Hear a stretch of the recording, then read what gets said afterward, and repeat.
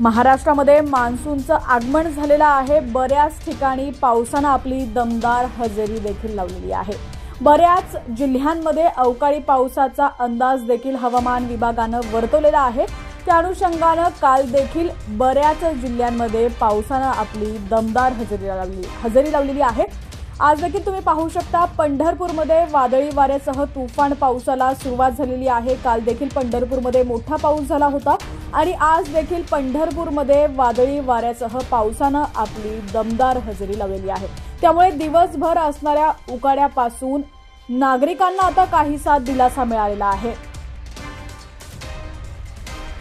सकाळपासूनच या ठिकाणी ढगाळ वातावरण होतं, यामुळे देखील नागरिक हे उकाड्यापासून त्रस्त होते। त्यामुळे आता त्यांना काहीसा या पावसामुळे दिलासा मिळालेला आहे।